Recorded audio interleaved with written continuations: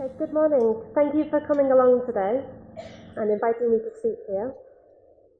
So far during the conference, we have heard a lot about different sustainable practices for farming, whether it's helps increase the yields, whether it's for pest or weed resistance, and to improve the environment. But what's also important is to find out whether farmers will actually even adopt these practices. And this is what I'd like to talk to you today about. Yesterday, time and time again, it was mentioned how important it is to have the knowledge exchange between scientists, farmers, and policymakers. And so a piece of research done in England, which I was part of, has done exactly that.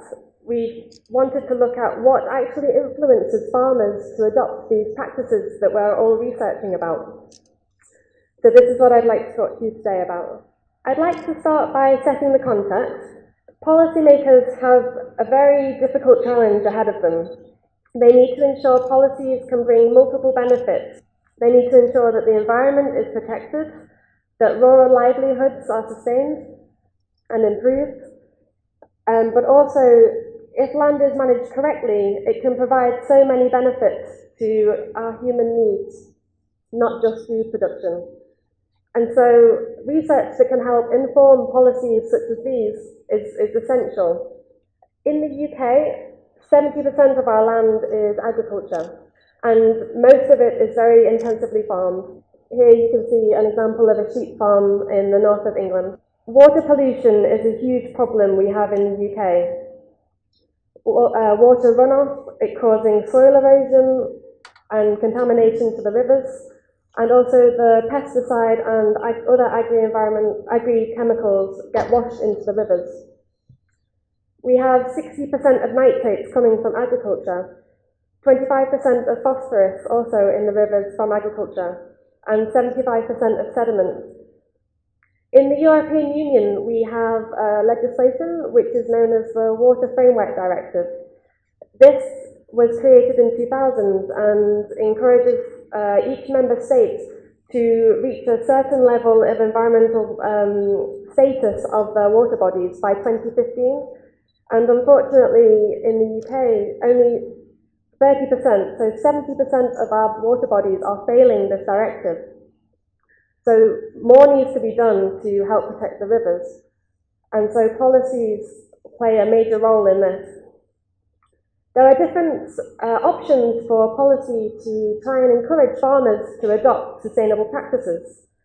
One method is to incentivize farmers, often paying them an annual payment to protect soil, protect water, and these can often be targeted to vulnerable areas where soil erosion is a huge problem or more trees need to be planted. Guidance and training is another option. So providing free training and advice to farmers, trying to encourage them to adopt these practices voluntarily.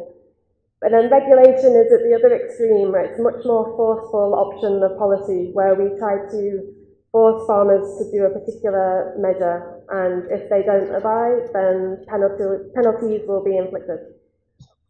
So getting the right combination of these different policy mechanisms is crucial, and the research that I'm involved in helps inform the government policies. In 2011, the British government created a research platform known as the Demonstration Test Catchments. Now, this is a huge research platform of over 40 different organisations across the country.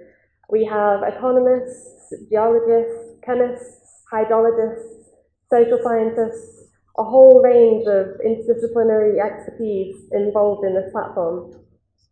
And the overall goal of this research platform is to try and assess the effectiveness of a variety of different land management practices, mainly to reduce water pollution, but also ensuring that farm profitability isn't impeded.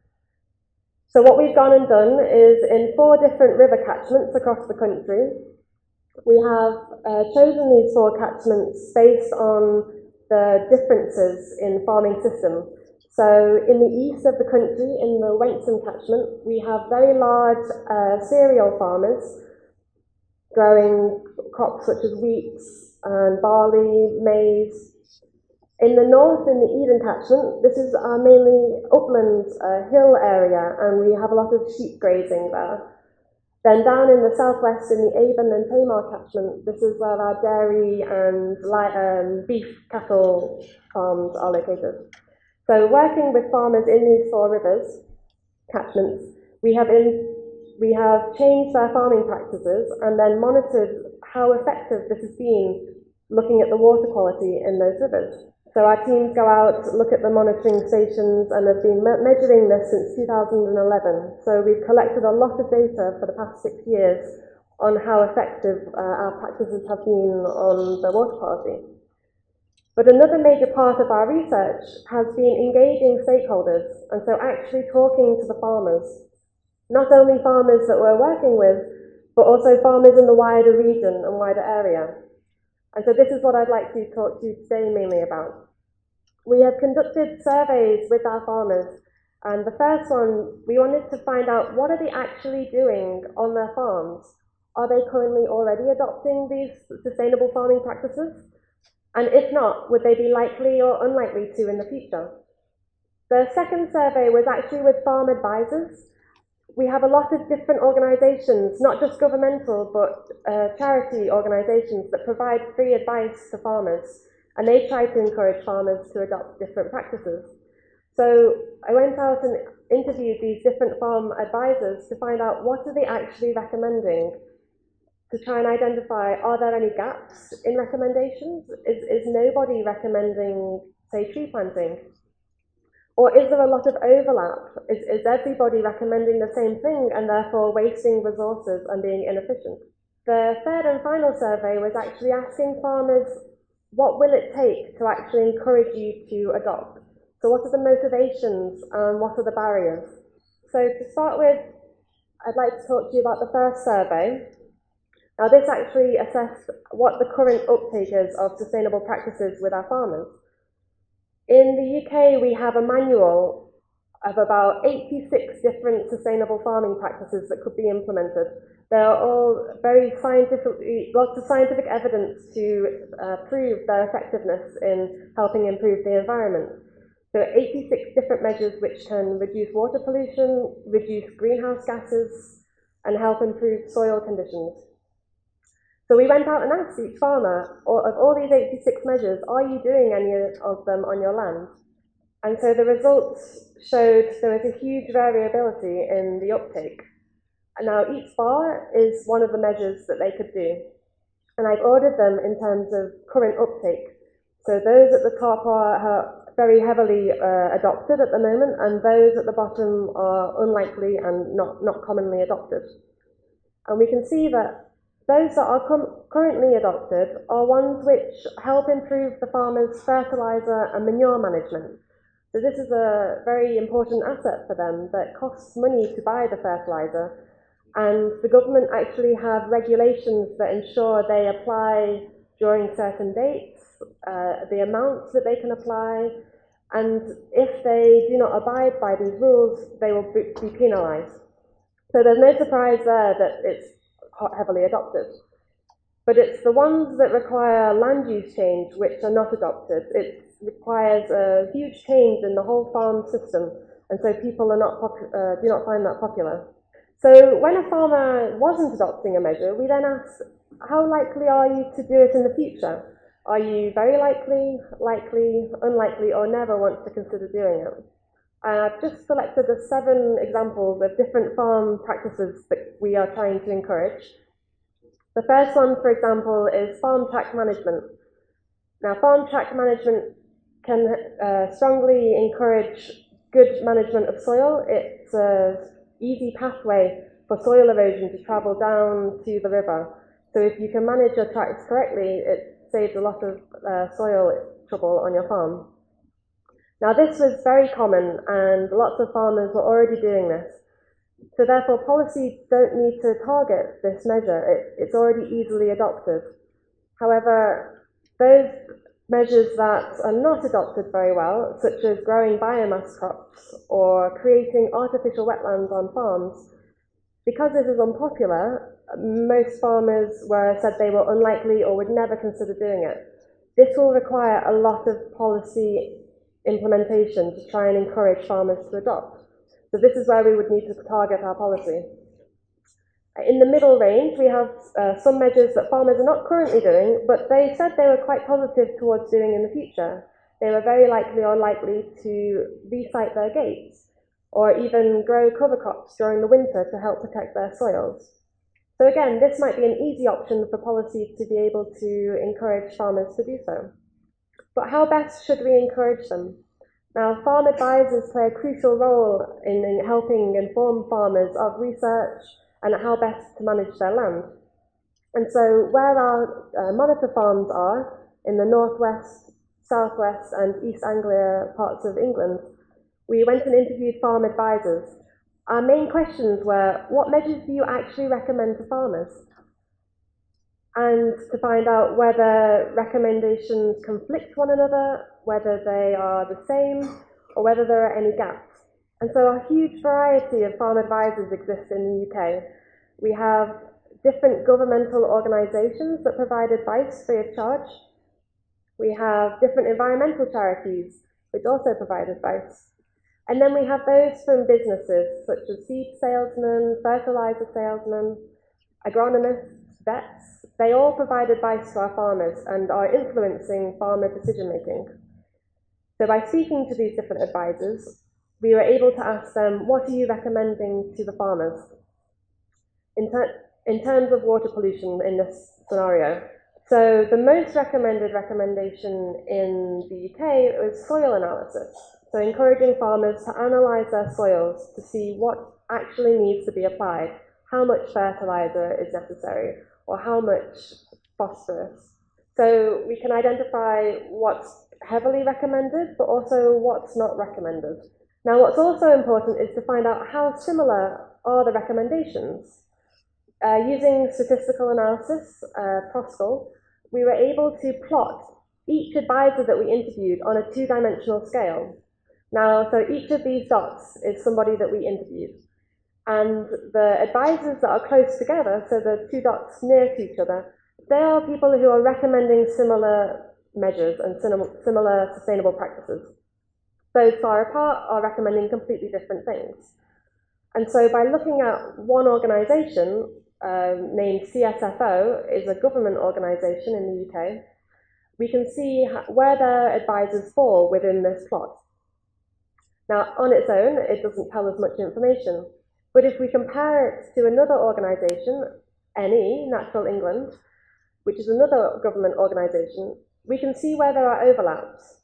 So here, there is partial overlap, but also they do have different roles. They are recommending different sustainable measures to farmers. And again, another environmental organisation, a part of the government, we can see EA has a lot of overlap with NE, and so they have a very similar role. So perhaps some inefficiencies are occurring here. What was even more interesting was how these roles differed across the country. And so by looking at the northwest and southwest, the outer two plots, we can see that the environmental charities actually play a large role. They have a good connection with farmers, and they are spreading advice within those communities. Whereas in the middle one, we can see environmental charities is a much narrower remit, and they're not communicating with farmers as much. So as a policymaker, I would consider in the northwest and southwest of England, I would engage more with the environmental charities and perhaps even provide them with funding to help spread the messages and knowledge exchange with the farmers from research. But this just shows from the three different areas that I would need to provide different policies in the different areas to be most effective. Now, I move on to the final survey, and this is where I would need a mobile microphone, because I usually dance across the stage. But I'd like to say, if we picture farmers along a spectrum, at one end of the spectrum, put my farmer hat on, you'd imagine someone who just like, no, get off my land, I'm not listening to you, I don't want to change my farming practice. So that's one extreme. And then what we want to try and do is shift their opinions and attitudes along the spectrum so that if an advisor was to come to them, they think, that sounds like a good idea. I'm not quite convinced. I need more scientific evidence. The next person along the spectrum. Yeah, go on. I'll give it a go. I'll try that measure. I'll try that practice on my farm. See what happens. And then the final person is, yes, that was the best thing I've ever done on my farm. I'm going to tell everyone about it, all my friends and farming neighbours. It's the best option. You should do this. So as a policymaker, I want to have farmers at that end of the spectrum, right? Everybody adopting these measures that are helping the environment, helping their farm business. So how do we do that? We ask the farmers, we ask them, how do we do this? So what motivates farmers to actually adopt these practices? What was it that encourages them? But also, what are the barriers? What do we need to overcome? The second part of the survey also inquired about who do they listen to? Who do they actually gain advice from? Who do they want advice from? And so by asking farmers, we found that out. Now, I mentioned earlier the manual of 86 different measures.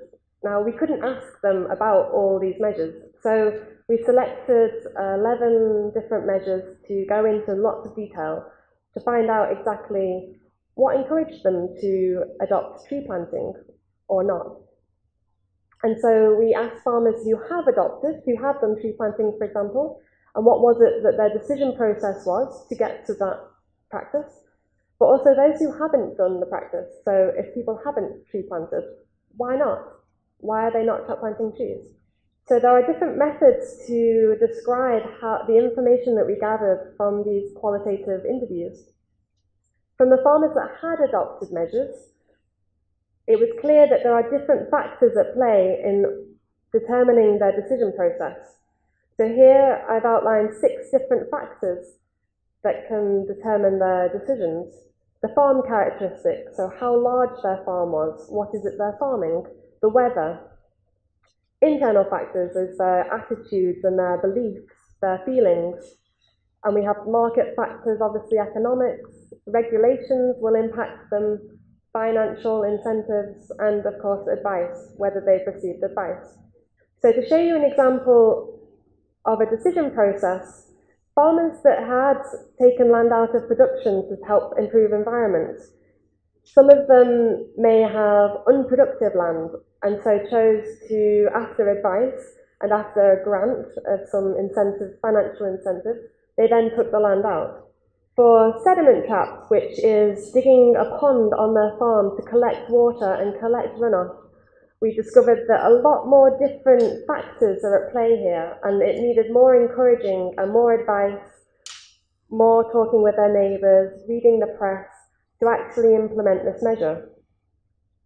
The final example is resurfacing farm tracks. So the farm track management I spoke of earlier required lots of different factors also. So we can see here that depending on what practice we're trying to encourage, it depends on different factors that are influencing that farmer. Speaking to farmers who hadn't adopted particular measures, we were also able to identify the barriers. What do we need to overcome? What should policy be targeting? And so here we had 8 different factors that are influencing farmer behaviour. On the left, in the grey scale, we have internal factors. So the demographics is the age of the farmer, the sex of the farmer. And the automatic motivation is what they automatically reflect, what their habits are, what they always do. And the reflective motivation is when they think and they consider and have their attitudes.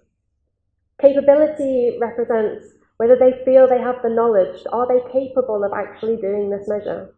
And then on the right-hand side in the colours, we have the external factors, so the institutional factors and economics, much more out of the farmer's control, but much more influential by policy. Now, looking at the different practices, we were able to see what did farmers find as barriers? Why weren't they adopting, say, taking land out of production? Now here, the bigger the colour, the more influential of that factor is. So economics was playing a huge role in taking land out of production.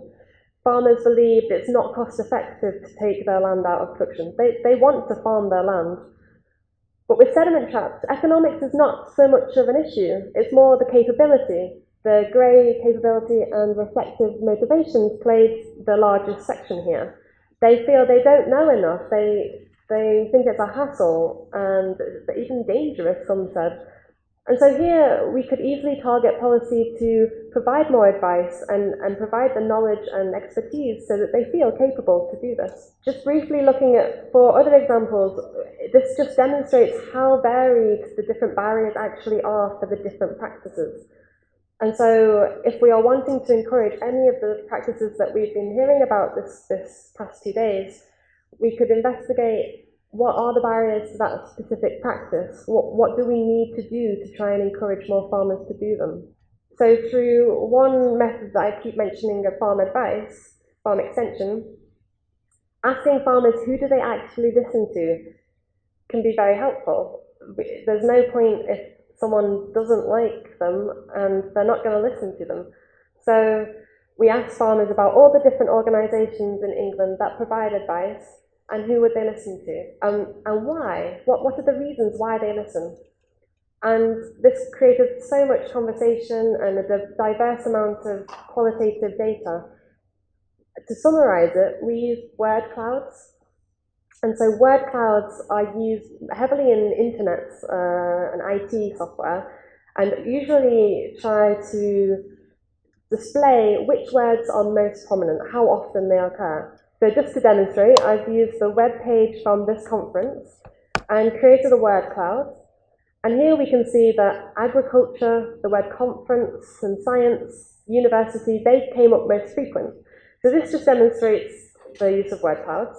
And if I apply this to our research, farmers were listening to CSFOs, the one on the left, because of their grants. They provide financial incentives to carry out these sustainable practices. However, on the right, the Environment Agency, EA, farmers were listening to them because they said they were the government, or we have to listen to the government, so we have to listen. But with the red text, this is when farmers don't trust them. They don't listen to these farmers. So salespeople, the sales fertilizer men or the pesticide salesmen, there were lack of trust. They think they're biased, they're commercial. Even for the water companies, they were called the enemy. So this wouldn't be a good option to try and convey messages through the water company or salespeople. I would be better off selling the messages through independent advisors or government advisors. Again, looking at the benefit of looking at different catchments in different areas in the UK, we can see the differences across the 3 different regions. So in the Eden and Tamar, farmers were listening to the CSF officers because of the grant. And although the grant is also offered in the Wensum in the middle teardrop, it wasn't as important. Knowledge was most important. The farmers felt that knowledge was much more of a key influential factor that would encourage them to listen to these advisors. Now, that brings me towards the end of the presentation. This research was funded by the British government and so has had a strong influence on actually informing agricultural policies in the UK. So a number of different policy briefings were created. There's also academic literature, so we've been able to convey our messages to the academic audience. But also what was crucial was conveying to the farmers. We have newsletters that go out to the farmers to be able to tell them our results. And then again, government reports with much more information built upon the policy briefings. So it's crucial to make sure the message is spread is to actually communicate with the policymakers, the farmers, and other researchers. And it's maintaining that communication and that bond which is crucial. The key messages I'd like to give to you today, and hopefully you can find helpful in your own research, is that no matter what sustainable practice we're looking at, engaging with the farmers is extremely essential, and also the wider stakeholders, so in our case, the farm advisors, especially when designing policy to help understand our audience. Gaining knowledge of the motivations, the barriers, and the role of different advisors to help encourage specific practices is also important. Gaining both perspectives of the story, so in this case, the farmers and the farm advisors, can be very helpful. And studying multiple regions, as the diversity is extremely huge and provides greater insights. So it's not only important to decide what we want to encourage, but also how and who should you be encouraging? And I'd like to thank you for listening and for your attention, and that brings me to the end of the presentation. Thank you.